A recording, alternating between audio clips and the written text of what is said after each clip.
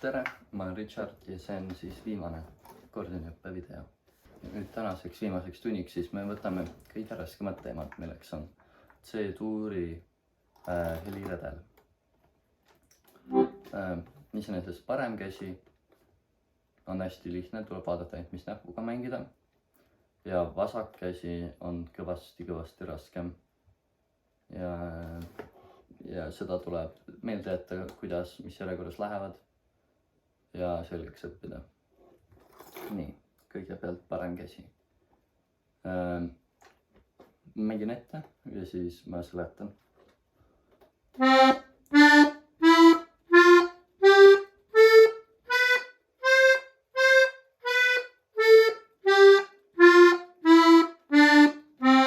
Tegelikult oleks pidanud vahepeal lõõtsavahetust tegema, aga kuna ma mängisin ainult paremat kätt ilma passideta, siis nii väikse lõõtsaga on raske seda teha. Ja, ehk siis noodid lähevad ükshaaval järjest ülesse, C-st C-ni, aga me peame vahepeal näppe vahetama, kuna meil on ainult 5 näppu ja siin on 8 klahvi, mida me peame vajutama. Nii, ehk siis me kõigepealt mängime esimesed 3 ära, kuni C, D, E. Nüüd me paneme pöidla, paneme alt läbi ja paneme F-i peale. Ehk siis 3 ja siis tuleb jälle 1. Ehk siis nüüd lähme üles.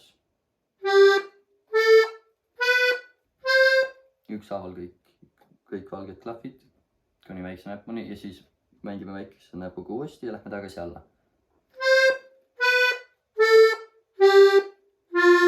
Ja nüüd paneme jälle 3. näpu E peale, kuna näpud said otsa. Ja lähme tagasi. Nii, parem käsi, iseenesest ei ole raske. Vasak käsi seest aga läheb täiesti alguses suvalises järjekorras. Kui see jääb üks kord pähe, siis saab põhimõtteliselt kõiki passi heliredeleid mängida passiga.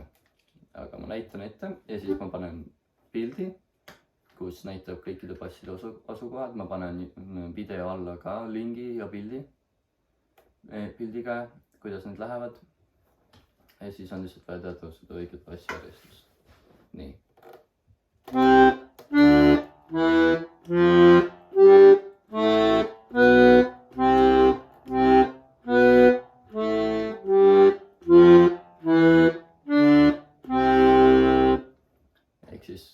Samamoodi läheb ühtemoodi üles ja siis tagurpidi alla. Nagu ma näitan veel ja aeglasemalt. Sest siin me ei mängi mažoori üldse, me mängime ainult noote.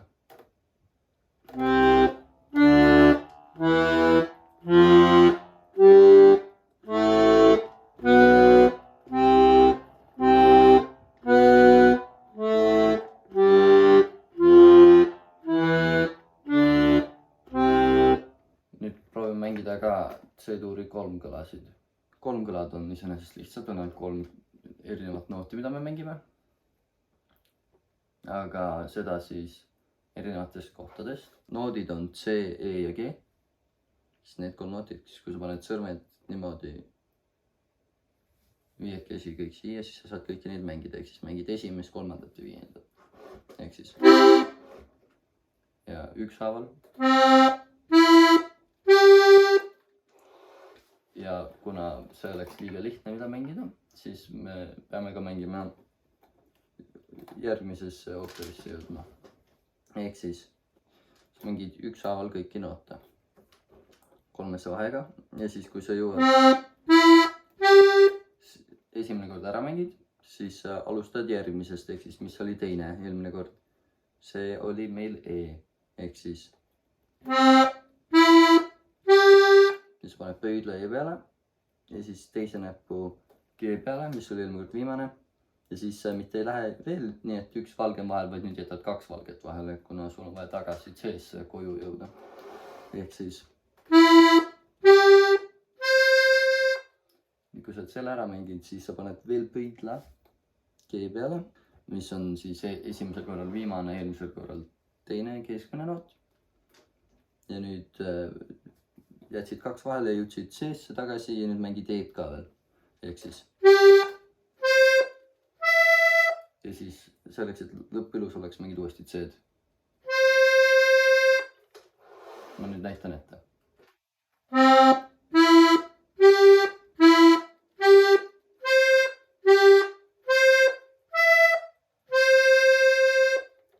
Nii, ja vasaku käega ei ole ka eriti raske. Väiksematel akordionitel abibasse ei ole ja heliredelite ja kolmkõlade mängimiseks läheb meil vaja abibasse.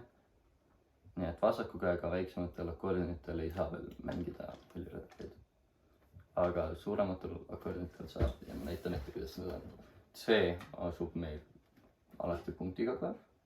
Me oleme õppinud 2 laulust juba, et G asub otse selle üleval ja abibassiks on E. Ehk siis keskmine.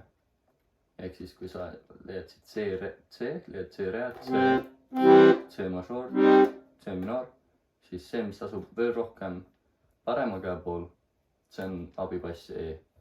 Kolmkõla mängides mängid C-d, mängid abibassi ja siis mängid G-d. Ma näitan ette nüüd.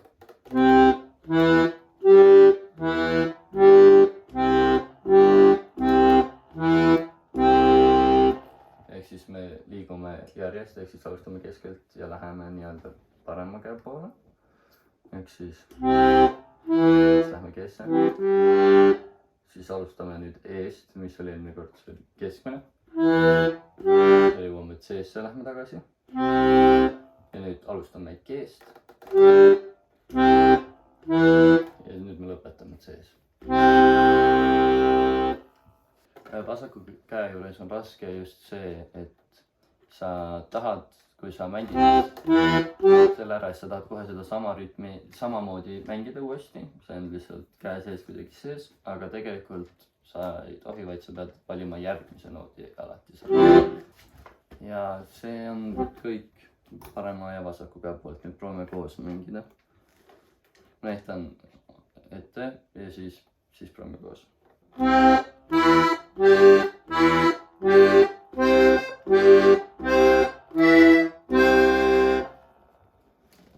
Nii, ja nüüd ma näitan aeglaselt ette ja siis me võime proovida koos mängida.